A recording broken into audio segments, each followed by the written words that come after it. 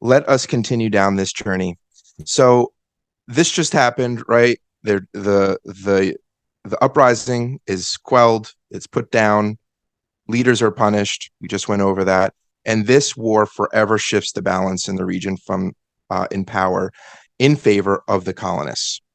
And it's this deterioration of relationships, this brutal war, and the Wampanoag's reality of adaptation and survival over the past 400 years since that aren't covered by the Thanksgiving myth. But you might be asking yourself, hey, did I hear anything about a dinner in that story? No, you did not. Now, there's an argument that one feast of note in the fall of 1621 might have been to celebrate the first harvest after the Pilgrims arrived, right? There's like evidence of that.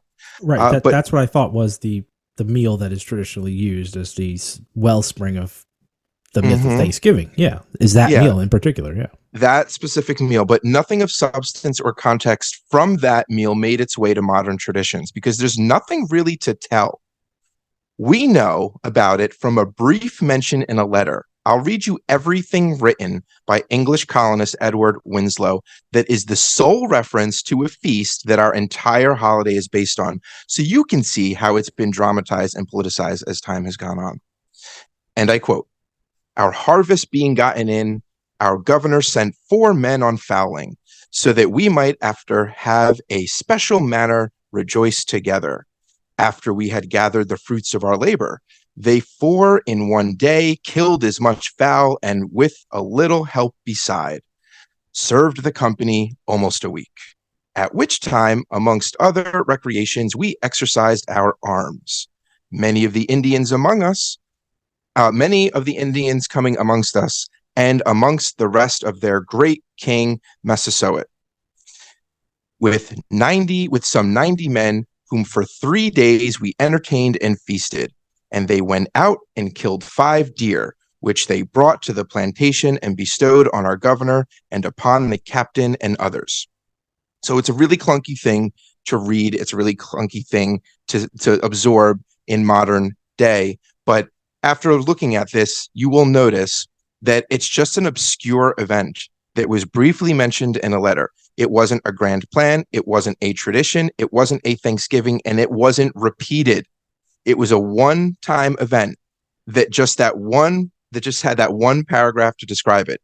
It didn't acknowledge any specific celebration or reason to take note other than the harvest was in and there was plenty of food to go around.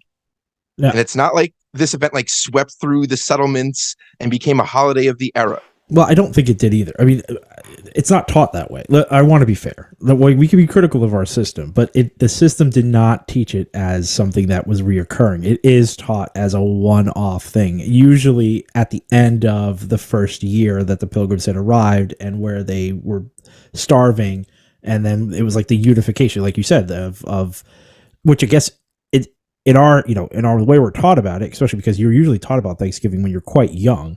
You're taught about it as something that helped save the Pilgrims' lives. Otherwise, they would have perished.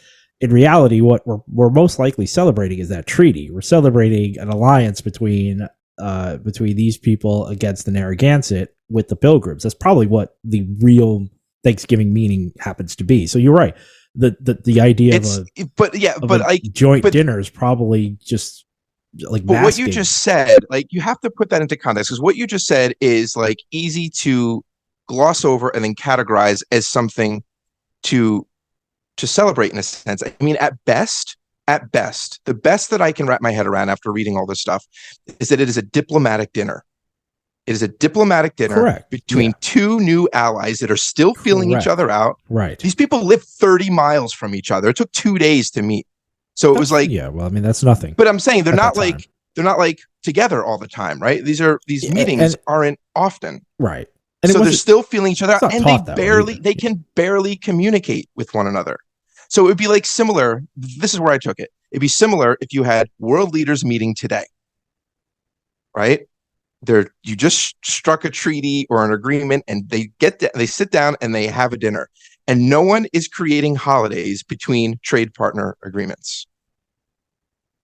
Like this wasn't anything of note. This was mentioned briefly in a letter. Yeah. And it wasn't a thing at the time. There's no contemporary sources echoing this. It's No, not because a big deal. right, but I mean, we don't. Again, we do not. No one teaches it as if it were. This is the this. They teach it as this is like the underpinnings for why we celebrate Thanksgiving, but nobody teaches it as this is where Thanksgiving started and it kept going from here on out, because Thanksgiving is a relatively new holiday. I think Well, I'll get one into of our that. I'll get into you'll get what, into that. Yeah, it's but a I'll new get into that holiday. because what I'm trying to do is strip out the fantasy for what this is. Because if you're saying that this meal that we shared is the underpinning for everything that we add on to it today and that we say Correct. it represents, it is an unfair sterilization of what happened to Native Americans after that. Yeah, I can see that. This was not a joyous community of brotherly love. Like this wasn't that. It was At any time, basically, is what you're saying. You're saying it never was.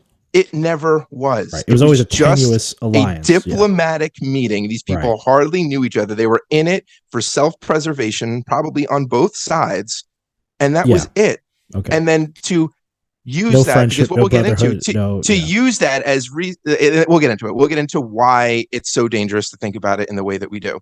So even just adding to this, right, really quick, because we talk about Thanksgiving in the way that we celebrate today. For a while in colonial America, English people were celebrating various Thanksgivings. Like the whole idea of Thanksgivings wasn't just one particular day. You would have these Thanksgivings for various reasons. But the English didn't actually feast. They fasted during these. Okay. Like it wasn't even a thing to eat to celebrate some of this stuff. But now I'll fast forward to 1769, where, so like over 100 years later. So a group of Pilgrim descendants who lived in Plymouth felt like their cultural authority was slipping away as New England became less relevant with the colonies and early republic forming, and they wanted to boost tourism, right? People were caring less. So they invented the idea that the Pilgrims were the fathers of America and wrote a story for publication, a tourism booklet, an advertisement, if you will. And in that story, the publication mentioned a dinner and, in a footnote, said, and I quote, "This was the first Thanksgiving, a great festival of New England," unquote. People saw that footnote, they accepted it, and they started celebrating the feast because, hey, it's something to do, a reason to have a party.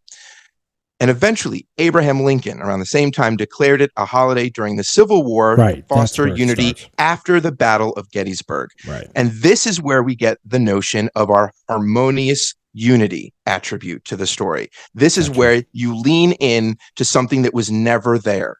Right. Because we needed it as a nation. We needed the lie to mend.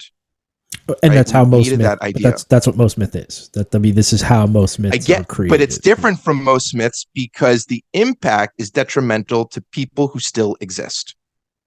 Is that different from most myths? Well, in terms of myths that are being generated right now. Got you. I don't know about. I think we could go around the world and talk about that, but yeah, that's fair. That's fair.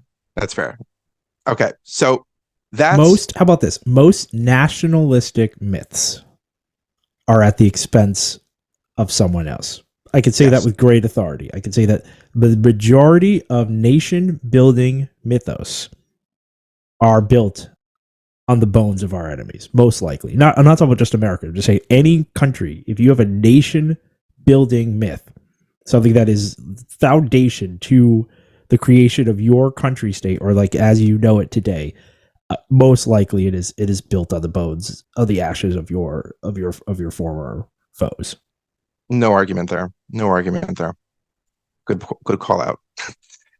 So then skipping ahead a little bit, after Lincoln declares that this is a harmonious unity holiday to fit his need at the time, in the 19th century, immigration started to pick up in the U.S.